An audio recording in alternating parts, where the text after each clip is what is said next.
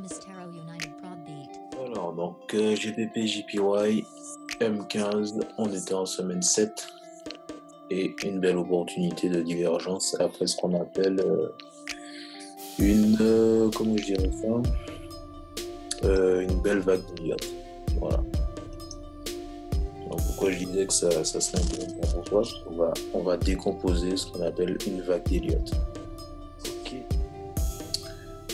Alors, voilà un peu le jouet. D'accord. Donc si tu reconnais, tu me dis. Si un truc que tu comprends pas, tu me dis aussi. Ça marche.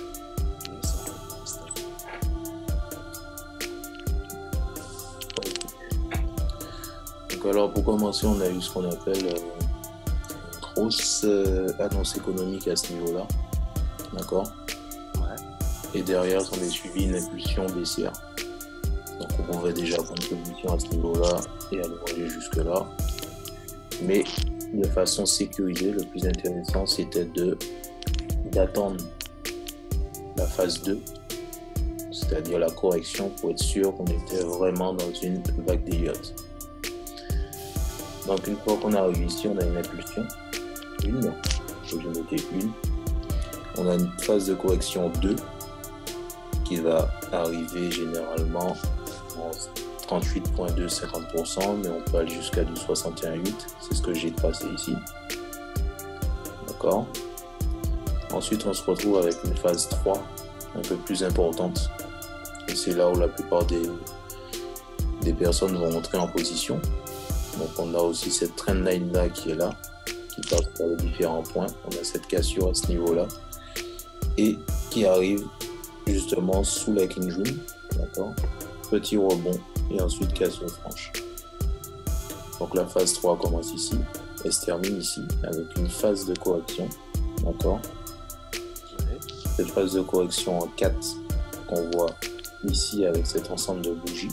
Ensuite on a une pattern et généralement la 5e vague commence avec du 38,2. On voit bien que ça a méché au niveau du 38,2 pour faire la dernière phase d'accélération qui est ici.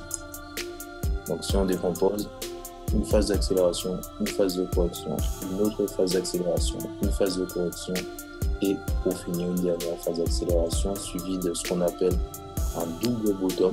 D'accord. J'ai fait exprès de mettre mon rectangle jusque là pour te montrer que ça correspond vraiment à ça. Une première branche, on remonte, une deuxième branche qui vient dans cette zone là, donc à ce niveau là tu es dans ce qu'on appelle un buy limit. D'accord. Et tu te retrouves ici avec une divergence là entre le 4 et la fin de l'impulsion baissière en 5.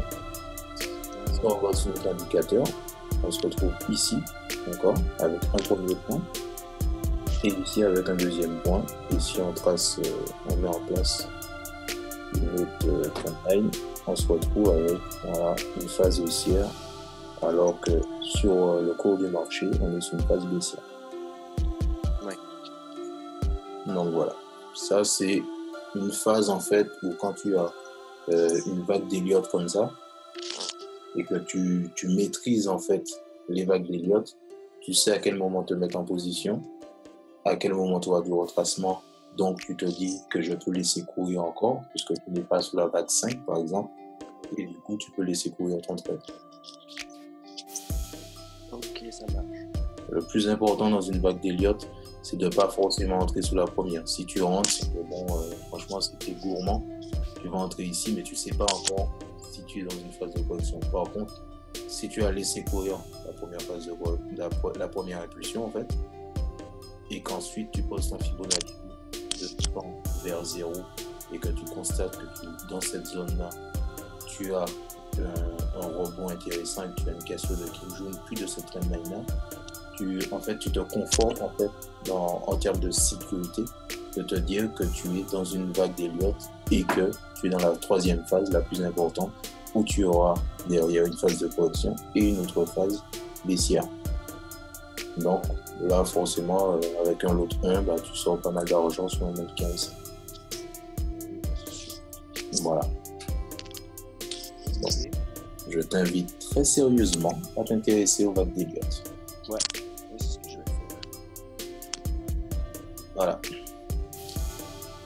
Donc c'était Panaman Scalp avec Mister Nicolas, d'accord, sous le GDPJPY en interne en semaine 7. Donc merci à toi. Merci à toi surtout. Et puis on va compiler cette petite vidéo là et puis on mettre à disposition de tout le monde pour que tout le monde puisse manger du pips naturellement. Ok, merci bien.